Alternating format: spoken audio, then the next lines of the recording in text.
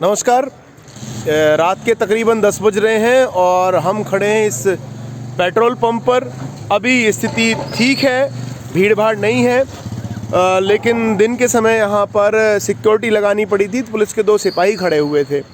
तो अभी हम बातचीत करेंगे कि क्या जो टैंक्स हैं वो रोके जा रहे हैं। वैसे तो जहाँ तक मेरे अनुसार टैंक कोई नहीं रोक रहा है, टैंक आ रहे हैं बाकायदा और पेट्रोल की भी बाकायदा आपूर्ति हो रही है। तो आप इस अफवाह को सही ना माने। अब हम बात करेंगे कि जो कानून बने हुए हैं, माना जा रहा है कि ड्राइवर का मतलब ये नहीं कि जो प्रोफेशनल ड्राइवर है, ड्राइवर का मतलब है जिस दौरान हादसा हो रहा है उस दौरान जो कार की स्टीयरिंग है, 4 व्हीलर की स्टीयरिंग है, वो किसके हाथ में है। मान के चलिए कि मैं चला रहा हूँ और मेरे हाथ से कोई दुर्घटना हो जा रही है, तो वहाँ पर मैं दोषी हूँ। वहाँ पर मैं यानी कि जो चला रहा था ड्राइवर, वो दोषी है। ऑटो वाले, ट्रक वाले, बस वाले बिना कुछ जाने समझे मैदान में उतरे हुए हैं और विरोध कर रहे हैं। पहले हम समझते हैं कि जो कानून है उसमें आखिर सज़ा बढ़ाने की आवश्यकता क्यों पड़ी। अगर हम पिछले रिकॉर्ड्स पर जाने तो हज़ारों की तादाद में 2 से 3 हज़ार जो लोग हैं वो मध्य प्रदेश में ही 1 महीने में मारे गए हैं। और अधिकतर जो एक्सीडेंट्स हुए थे वो कार से हुए थे।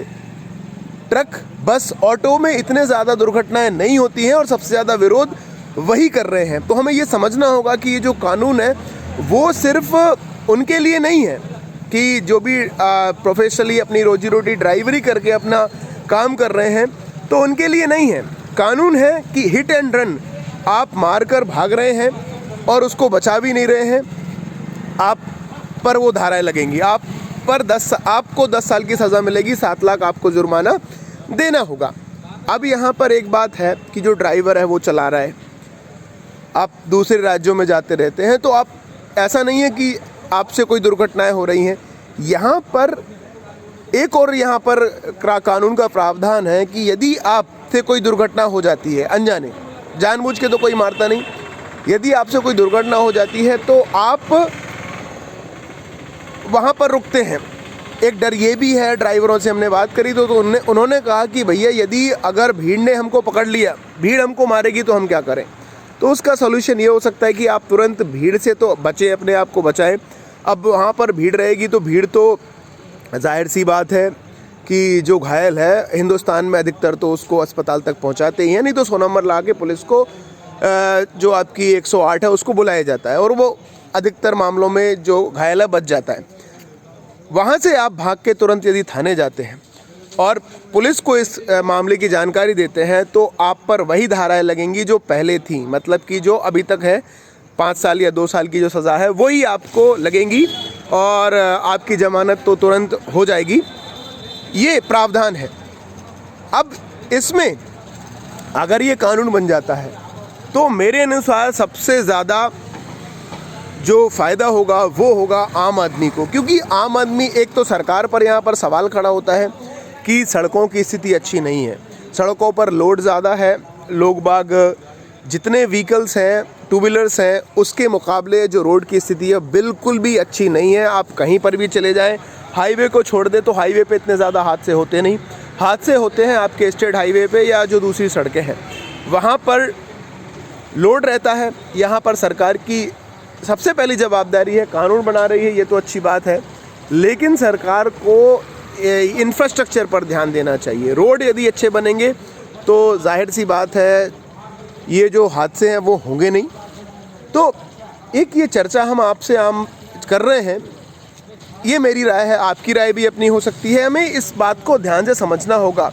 यदि आप देखें आजकल तो CCTV कैमरे में से ऐसे एकदम कार टकराती है और जो बाइक्स हैं वो एकदम उड़ जाते हैं, बिल्कुल खिलौने की तरह बाइक्स उड़ जाती है। इतनी बुरी घटनाएं होती हैं और कहीं ना कहीं उसमें जो दोषी होता है, जो जिम्मेदार होता है, वो कार चालक होता है या जो भी बस ड्राइवर्स हैं। हमने भी देखे हैं नंबर लगाने के चक्कर में बेतहाशा, आप सभी इस बात से इत्तेफाक रखेंगे, बहुत बुरी बस चलाते हैं। तो ऐसे लोग कहीं ना कहीं डरेंगे और कहीं ना कहीं वो हमको बचाएंगे या हम बच सकेंगे। हम बाइक से जाते हैं, आपने भी ये महसूस किया होगा, हमने तो कई बार महसूस किया है कितना बुरा चलाते हैं, डबल डबल ओवरटेक करके कार वाले आगे आते हैं। ऐसे में नुकसान किसको होता है? बाइक्स को, जो मोटरसाइकिल चालक है उसको नुकसान होता है। तो कहीं ना कहीं जब ये कानून बन जाएगा तो ऐसे लोगों, ऐसे दोषियों पर कार्रवाई होगी। तो ये मेरे ख्याल से बहुत आवश्यक है। डर कि देखिए साहब, कोई भी काम हो डर बहुत आवश्यक है, क्योंकि मनुष्य को यदि कंट्रोल करना है, उसको संतुलन में लाना है, तो उस पर कानून या डर का होना बहुत ज़रूरी है। अपने आप में जब डर बनेगा, और रही बात मुआवजे की, कहा जाता है कि 7 लाख रुपए देने पड़ेंगे। तो एक बात हम सभी समझते हैं, आप ड्राइवर्स हैं, जितने भी आप लाइसेंस लेके चला रहे हो, आप 4 व्हीलर अगर आप चला रहे हैं तो पहली बात तो नियम है कि आपको इंश्योरेंस कराना ज़रूरी है। उसमें थर्ड पार्टी इंश्योरेंस होता ही है। मसलन यदि आपकी गाड़ी से, आपके 4 व्हीलर से किसी को एक्सीडेंट हो जाता है, उसकी जान जाती है, तो वो पैसे आपको नहीं भरने, वो बीमा कंपनी को भरना है। तो मुआवजे से तो आप ऐसे ही बच गए। और यदि आपके पास 4 व्हीलर है और आप इंश्योरेंस नहीं करवा रहे हैं, तो ये भी कहीं ना कहीं एक अच्छी बात नहीं है। और कहीं ना कहीं देखा जाए तो ये अपने आप में एक क्राइम है, अपराध है। तो ये, और ऐसा नहीं कि आपसे तुरंत मांगा जाएगा कि ला भाई हमको दो। आप ट्रक चलाते हैं, बस चलाते हैं, आपके हाथ से कोई दुर्घटना हो जाती है तो आप तुरंत अपने जो मालिक हैं, आप उस समय भीड़ से बच के पहली बात तो निकले नहीं, प्रयास करें कि जो घायल है, अगर वहाँ पर कोई नहीं है तो आप उसको अस्पताल तक पहुँचाएं, और अपने आपको वहाँ पर कहें कि मुझसे गलती से ये दुर्घटना हो गई है। अगर ऐसा आप करते हैं, हिट एंड रन का मतलब है कि आप मारें और वहाँ से भाग जाएं, तब आप पर 10 साल की सज़ा होगी। यदि आप से दुर्घटना हो जाती है और आप उस व्यक्ति को बचाते हैं, तो मेरे ख्याल से कानून में भी है, कानून के जानकार इस बात की अच्छी तरह से पुष्टि करेंगे। लेकिन जहाँ तक मेरी जानकारी है, फिर आपको ये सज़ा नहीं मिलेगी, आपको 10 साल की सज़ा नहीं मिलेगी, जमानत आपकी होगी। जो भी अभी प्रावधान है, जो गैर इरादतन हत्या का जो चार्ज है, वो आप पर लगेगा। तो कहीं ना कहीं ये हमें, जो जितने भी ड्राइवर्स हैं, उनसे ये अपील है कि पहले हम इसको समझें। जो कानून के सलाहकार हैं, जानकार हैं, सरकार की भी जवाबदारी है कि जिस तरह से उन्होंने कानून बनाए हैं वो लोगों तक पहुँचे। उनके जितने भी जनप्रतिनिधि हैं, जिम्मेदार हैं, वो अपनी बात रखें कि आखिर क्यों आवश्यक है। आवश्यक इसलिए है क्योंकि हम देख रहे हैं कि कोई ऐसा व्यक्ति है, अभी कई ऐसे हादसे हो जाते हैं, गरीब आदमी मारा जाता है, बाद में जब मार के उसको कोई चला जाता है ड्राइवर, बाद में पकड़ में भी आता है, तो ऐसा कुछ उस गरीब आदमी का तो नुकसान हो गया, उसकी भरपाई कौन करेगा? उसकी जो बीवी बच्चे हैं वो तो उसी दिन से रोड पे आ गए। आप से हत्या हो रही है तो आपको तो कई सालों में ये पैसा जुर्माना आपको देना है, लेकिन जिस परिवार का वो सदस्य कमाने वाला मारा गया है, वो तो बेचारा सड़क पर आ गया। कई लोग विकलांग हो जाते हैं। ऐसे लोगों को सरकार कहाँ से पैसा दे? हो सकता है कि जब ये 7 लाख रुपए की राशि निर्धारित की गई है, तो ऐसे लोगों को तत्काल वहाँ पर राहत मिल जाएगी। जो ड्राइवर्स हैं, ये आप जितने भी आप खुद इस बात को सुने, जितने भी ड्राइवर्स हैं, स्पेशली मैं उनसे बातचीत करना चाहूँगा कि आप ट्रेंड हैं, आप सिटी में चला रहे हैं, बस जितनी भी दुर्घटनाएं होती हैं उसमें ज़्यादातर जो हादसे होते हैं वो कार चालकों से होते हैं, क्योंकि वो लापरवाही से चलाते हुए दिखाई देते हैं, या उन बस चालकों से होते हैं जो ओवरटेक करके चलाते हैं, नंबर लगाने के चक्कर में अनियंत्रित चलाते हैं, ओवर स्पीड से चलाते हैं। कार वाले तो 100-150 शराबखोरी है जिस तरह से बढ़ रही है। रात को आप देखेंगे किसी भी रोड पर आप निकल जाएं, 4 व्हीलर्स जितनी बुरी चलाते हैं। और मैं आपसे ये गुजारिश करना चाहूँगा, यदि आप बाइकर्स हैं, बाइक चलाते हैं, तो बहुत संभल के चलाएं, क्योंकि रात में बिल्कुल संतुलन नहीं होता। शराबखोरी अधिकतर होती है। कार चलाने वाला जो युवा पीढ़ी अधिकतर उसमें देखा जाता है, वो लापरवाही से चलाते हैं, उनको होश नहीं होता। और ऐसे में यदि नुकसान होता है, दुर्घटना होती है, तो उस व्यक्ति का तो पूरा जीवन ख़त्म हो गया, उसके साथ साथ उसका परिवार का जीवन ख़त्म हो गया।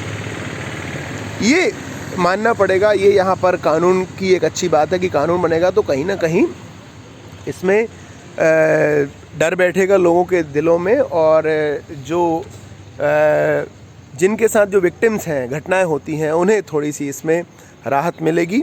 ये हमारा प्रयास है।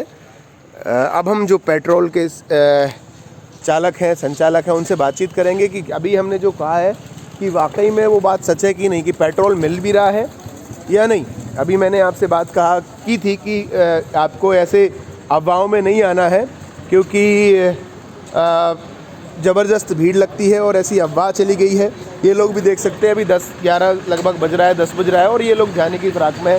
भैया जहाँ तक मेरी जानकारी है ये जो पेट्रोल है इसके टैंक्स को कोई नहीं रोक रहा है, तो ये बात सच है क्या? टैंक आ रहा है बाकायदा? आ रहा है। तो ये आप सभी अच्छा आज आए हैं टैंक, अब आगे भी आएंगे? अच्छा, आगे की स्थिति तो अब कैसे बता सकते हैं? नहीं लेकिन अभी तक टैंक आ रहे हैं। तो अभी हम बात करें सोहागपुर में कितने दिन का स्टॉक हम मान के चलें?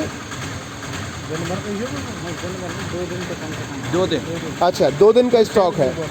सेल के ऊपर है भैया। अच्छा सेल के ऊपर है। तो अभी जो लोग आते हैं एकदम से स्टॉक में डलवा रहे हैं, क्योंकि मैं भी इसमें दोषी हूँ, मैंने भी अभी अतिरिक्त डलवा लिया है, तो कहीं ना कहीं मेरी अफवाह कब क्लियर हुई? जब मैंने आपसे बातचीत करी। तो टैंक्स अब क्या जानकारी मिल रही है? टैंक आ रहे हैं बाकायदा? आ रहे हैं, आएंगे। तो आप कहेंगे लोगों से कि इस तरह से वो स्टॉक ना करें? आप तो आएगा मान आएगा। तो ये आप देख सकते हैं पेट्रोल में इस तरह से आप जल्दबाजी ना करें, क्योंकि आज टैंक आया है, कल भी बाकायदा सोहागपुर वालों को मिलेगा। और ना सिर्फ सोहागपुर बल्कि पूरे प्रदेश में पेट्रोल की भरपाई होगी। ऐसे आप भीड़ ना लगाएं, ज़रूरतमंद हैं उनको आप पेट्रोल लेने का मौका दें। और ये जो कानून है इसमें हमारी राय है वो हमने आपसे शेयर करी है। हम ये नहीं कहते कि जो मेरी राय है वो आपकी राय के बराबर हो या सही हो। आप भी राय रखते हो तो आप कमेंट करके मुझे बता सकते हैं। फ़िलहाल अब घर जाने का वक्त हो गया है। आप सभी को नमस्कार, दुआ सलाम, राम राम।